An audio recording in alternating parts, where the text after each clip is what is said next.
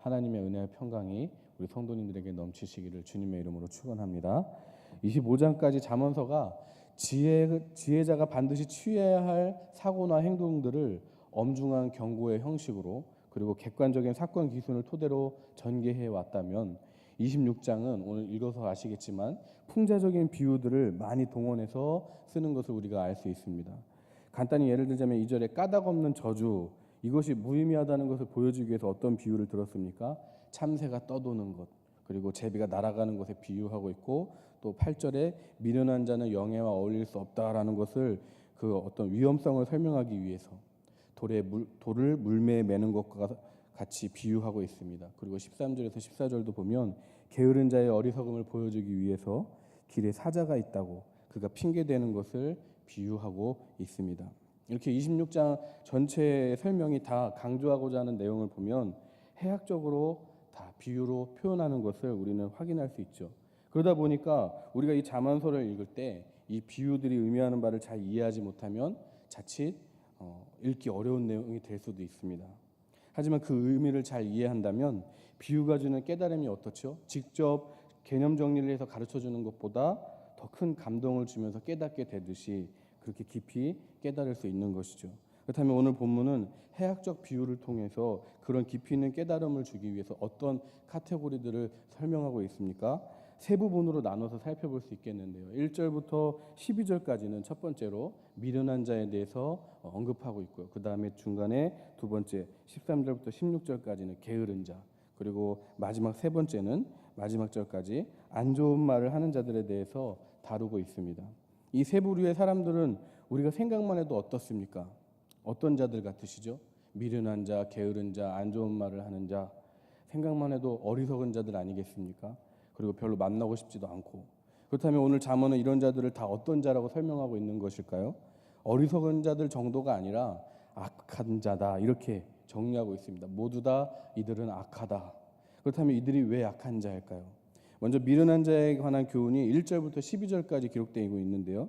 미련한 자는 누구인가? 성경에서 이를 어떻게 정의하고 있는가를 볼 때 1절을 같이 읽어보겠습니다.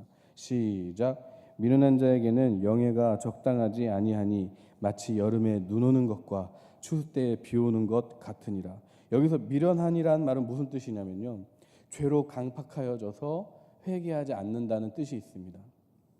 이 세상에는 죄가 없는 자가 있습니까? 없습니까? 없죠. 자신의 허물과 죄를 반성할 줄도 모르고 회개할 줄 모르는 자가 바로 미련한 자라는 것입니다. 죄가 없는 자가 없는데, 그렇다면 회개하지 않는 자, 회개할 줄 모르는 자가 영예라고 하는 것, 즉 영예는 높은 지위를 말하는 것인데요. 높은 지위의 자리를 그 미련한 자가 얻으면 어떻게 될까요? 더 교만해지고 어두운 채로 늘 맡은 일들을 그르치게 될 것입니다. 그래서 미련한 자에게는 영예라고 하는 높은 지위가 1절에 보니까 적당하지 않다. 그것을 어떻게 비유하고 있죠? 여름에 눈이 내리고 추수 때 비 오는 것처럼, 즉 전혀 어울리지 않는다는 뜻입니다. 이스라엘의 여름은 매우 더워서 눈이 내리는 경우가 없고, 그리고 또 이스라엘의 추수 때에도 우기가 끝난 때로 갑니다. 그래서 비가 내리는 경우가 없다. 그래서 그것을 이런 비유로 드는 것입니다. 전혀 어울리지 않는다. 이 강조를 우리는 8절에서도 볼 수 있죠. 8절도 읽어볼까요? 시작. 미련한 자에게 영예를 주는 것은 돌을 물매에 매는 것과 같으니라. 물매라고 하는 것은 뭐죠? 돌을 던지는 데 사용하는 기구입니다. 여러분 다윗과 골리앗 이야기를 아시죠? 물맷돌을 다윗이 골리앗한테 던지지 않습니까? 돌을 물매에다가 기술적으로 이렇게 얹어갖고 잘 돌려서 던지는 겁니다. 상대방에게. 근데 그런 물매에 돌을 맨다. 돌을 얹기만 하는 건데 줄을 매서 사용한다라고 하는 것은 어떻게 하는 것이죠? 어떻게 될까요? 상대를 맞추기는커녕 그 돌이 돌다가 오히려 자기 이마를 칠 수 있는 그런 어리석은 행위가 된다는 것입니다. 그런 미련한 자에게는 높은 지위가 어울리지 않고 어리석은 일만 하게 된다라는 뜻을 이렇게 또 비유하고 있는 겁니다. 미련한 자에게는 높은 지위가 어울리지 않죠. 우리가 뉴스를 통해서도 보지 않습니까? 직분과 직위에 대한 지식 없이, 타협 없이 자기의 잘못에 대해서 전혀 생각하지 않고 자리만 차지하고 책임을 미루는 경우들을 우리가 많이 보지 않습니까? 다 그 지위가 어울리지 않나 보입니다. 계속해서 12절까지 우리는 미련한 자에 대한 설명을 이어지고 있는 것을 보는데요. 1절에서 2절, 6절과 7절에서는요. 미련한 자에게 적합하지 않은 예, 어울리지 않은 예를 기록하고 있고, 그리고 3절과 4절에서 5절은 미련한 자에게 적합한 예가 있다라는 것을 또 설명해 주고 있습니다. 우리가 지금 살펴본 1절과 8절에서는 미련한 자들에게 어울리지 않는 것이 뭐였습니까? 영예라고 하는 높은 지위가 어울리지 않는다는 것을 확인했습니다. 이어서 또 무엇이 미련한 자에게 어울리지 않는 것이냐면 6절을 같이 읽어보겠습니다. 6절 시작. 미련한 자 편에 기별하는 것은 자기의 발을 베어 버림과 해를 받음과 같으니라. 여기서 기별한다라는 말은 무슨 말이죠? 소식을 전해주는 것입니다. 잘 아시겠지만 고대 사회는 통신수단이 발달되지 않았습니다. 그렇기 때문에 소식을 전하는 자의 역할은 너무나도 중요한 역할이라고 할 수 있겠죠. 근데 그 미련한 자에게 그런 중요한 역할을 맡긴다는 것은 무엇과 같다고 비유했습니까? 자기의 발을 베어버리는 것과 같다, 이렇게 비유한 것입니다. 소식을 전하는 일에 발을 베어버린다고 하는 것은 아주 심각한 해를 입는다는 것이죠. 절망적인 것이죠. 중요한 업무를 해내지 못하는 일인 것입니다. 그러니까 이 미련한 자라고 하는 자에게 어울리지 않는 것이 또 뭐인 거예요? 아주 중요한 일, 중요한 업무가 그 미련한 자에게는 어울리지 않는다라는 뜻입니다. 그러므로 미련한 자에게는 무엇과 무엇이 어울리지 않는다는 것을 우리는 지금 확인하고 있습니까? 높은 지위가 어울리지 않고 또 중요한 업무가 그에게 어울리지 않는다는 것이죠. 교회에서도 마찬가지입니다. 중직을 감당할 때 미련한 자가 감당을 하게 된다면 많이 힘들게 되는 것이죠. 그렇다면 반면에 그에게 어울리는 것은 뭘까요? 성경은 미련한 자에게 어울리는 것이 있다고 얘기합니다. 3절을 읽어볼까요? 3절 시작. 말에게는 채찍이요 나귀에게는 재갈이요 미련한 자의 등에는 막대기니라. 여기서 막대기는 아이들을 교육할 때 징계를 위해 사용하는 회초리를 의미합니다. 근데 여기 등에 막대기라고 하는 것은 뭘까요? 즉 등에 매질을 한다는 것입니다. 아주 엄한 처벌의 의미가 담겨 있어요.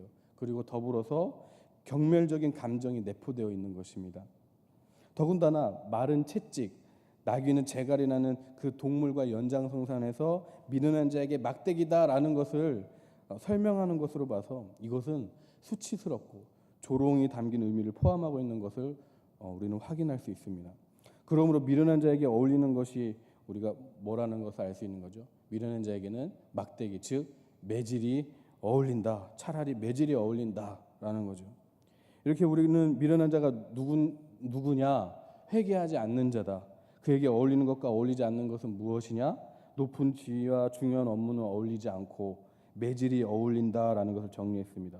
시간 관계상 저들의 모습을 다 언급하진 않았지만 본문은 계속해서 12절까지 미련한 자들이 얼마나 어리석고 심지어 위험한지, 저들을 또 어떻게 대해야 되는지, 상대해야 되는지 그런 기술을 정리하는 것이 기록되어 있는 것을 우리는 볼 수 있습니다. 근데 미련한 자의 마지막 구절 12절은 무엇을 말하고 있을까요?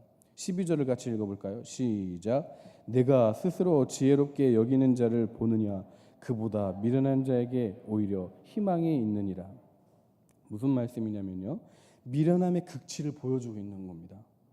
사실 본문이 지금까지 미련한 자에 대해서 정리한 것만 봐도 어떻습니까?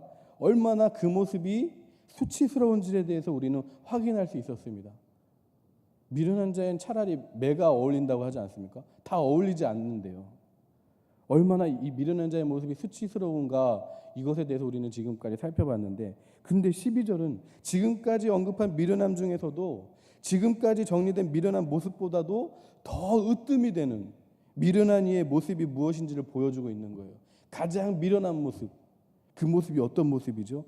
바로 스스로 지혜롭게 여기는 모습이라는 것입니다. 다시 말해서 12절은 여태 미련하다고 여겼던 그들이 스스로 지혜롭게 여기는 자들보다 차라리 더 희망이 있어 보인다라는 겁니다. 그렇다면 스스로 지혜롭게 여기는 자들은 누구일까요? 도대체 그 미련하다고 하는 이들보다 더한 수치스러움의 방점을 찍는 이들은 누구일까요? 사실 이들은 객관적으로 볼 때 미련한 자가 아닐 수 있습니다. 실제로 사회적으로나 정치적으로나 인정을 받을 수 있는 사람일 수 있어요.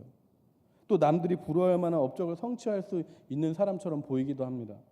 그래서 자신의 한계를 잘 모를 정도로 뛰어난 실력을 가질 수 있을 수 있습니다. 근데 그 사람이 갖고 있는 문제는 뭐냐면 바로 그러한 자기 자신을 평가하는 기준이 하나님이 아니라 스스로가 하는 데 있다라는 것이 문제라는 겁니다. 그러니까 세상을 말씀이 아닌 자기 잘난 맛에 살아가고 있는 것이 그들의 문제라는 겁니다. 하나님을 알지 못하고 인정하지 않는 불신자들을 가리켜서 미련한 자다, 미련함의 가장 극치를 달리고 있다라는 것을 성경이 소개해주고 있는 것입니다. 26장에 소개되는 미련한 자에 이어서 두 번째는 뭐라고 말씀드렸죠? 게으른 자에 대해서 말씀드렸습니다. 근데 그 게으른 자도 사실 다른 사람이 아닙니다. 누구죠? 16절을 같이 읽어볼까요? 16절 시작. 게으른 자는 사리에 맞게 대답하는 사람 일곱보다 자기를 지혜롭게 여기느니라. 역시 자기를 지혜롭게 여기는 자가 누구라고 설명하고 있어요? 게으른 자다. 스스로의 판단으로밖에 자기를 평가할 줄 모르는 자가 게으른 자다, 이렇게 설명하고 있는 겁니다. 그렇다면 여기에서 소개되는 게으름도 그저 일반적인 게으름의 개념이 아니라는 것을 우리는 알 수 있죠. 자신의 육신을 위해서 아무리 부지런한다 할지라도 영혼을 위해서 아무런 노력을 기울이지 않는다면 그가 바로 게으른 자다라는 것을 성경이 지적하고 있는 것입니다. 그리고 우리가 마지막으로 17절에서 28절까지 안 좋은 말을 하는 자에 대한 언급을 기록하는 것을 우리가 초반에 언급드렸죠. 그럼 그들은 어떤 식으로 말을 하던가? 악하게 말을 한다라는 거죠. 악하게. 17절에 보면 싸움의 전후 관계를 파악하지도 않고 무모하게 간섭하면서 말하는 자. 18절에서 19절에서는 남에 대해서 험담을 하고 그것도 모자라서 속여서 손해를 끼치고 희롱하면서 상처를 입히는 자. 그리고 계속해서 가십거리를 만들어서 중상모략하는 자. 거짓말만 하는 자. 여러분, 이들이 왜 이렇게 악한 말만 하는 것일까요? 악하게 말하게 되는 것일까요? 이들 역시 자신의 말에 대해서 하나님이 판단하시는 것이 아니라 스스로 판단하고 평가하기 때문이 아닐까요? 그렇다면 미련한 자와 게으른 자와 악한 말을 하는 자 모두 다 어떤 사람일까요? 영혼의 내면을 채우는 데 힘쓰기보다는 겉모습만으로 자신을 치장하는 데 힘쓰는 사람들을 가리키는 것이겠죠. 즉 하나님을 경외하지 않는 자가 미련한 자고 게으른 자고 악한 말을 하는 자다라고 우리는 정리할 수 있습니다. 분명히 하나님이 살아계신데 없다고 여기고 또 자기만 믿고 살아가니까 이들이 악한 사람이지 않습니까? 하나님을 거짓말하는 자로 만드는 자들이잖아요. 근데 마지막으로 우리가 하나 더 생각해 볼 것이 있습니다. 그것이 뭐냐면 이 잠언 말씀은 지금 누구에게 하고 있냐라는 겁니다. 스스로 지혜로운 채 살아가는 이들에게 하는 말씀이 아니에요. 누구한테 하는 말씀이시죠? 하나님께서 자기 백성에게 주시는 말씀입니다. 하나님의 백성이라 부름받은 우리들은 근본적으로 저 악한 자들과는 다릅니다. 미련한 자처럼 게으른 자처럼 악하게 말하는 자들처럼 살아가지 그들과는 근본적으로 다른 모습으로 우리는 있어요. 근데 미련한 자, 게으른 자, 악하게 말하는 자들처럼 우리에게도 살아갈 수 있는 그런 여지가 있습니까? 없습니까? 있죠. 우리도 주님을 의지하지 않으면 그럴 수 있습니다. 주님을 믿는다고 하면서도 주님을 바라보지 않으면, 주님이 함께 하신다라고 바로 이 시간 내가 믿지 않으면 나도 미련한 자처럼 살아갈 수 있고 게으른 자처럼 살아갈 수 있고 악하게 말할 수 있다라는 것입니다. 그렇다면 이 본문은 오늘 나에게도 거울로 삼아서 어느 부분이 그러한지 잘 점검할 수 있도록 도와주는 그런 주님의 음성인지 믿으시기를 바랍니다. 우리 안에 아직도 하나님을 더 의지하지 못하는 연약한 부분들로 인해서 아직도 주님 앞에 거리끼는 일들이 있을 것입니다. 우리 생을 다하는 그날까지, 주님 오실 그날까지 계속해서 교정하면서 날마다 겸손의 자리를 지키는 데 힘쓰실 수 있기를 주님의 이름으로 축원합니다. 기도하시겠습니다. 하나님, 우리는 한순간도 주님을 의지하지 않고서는 살아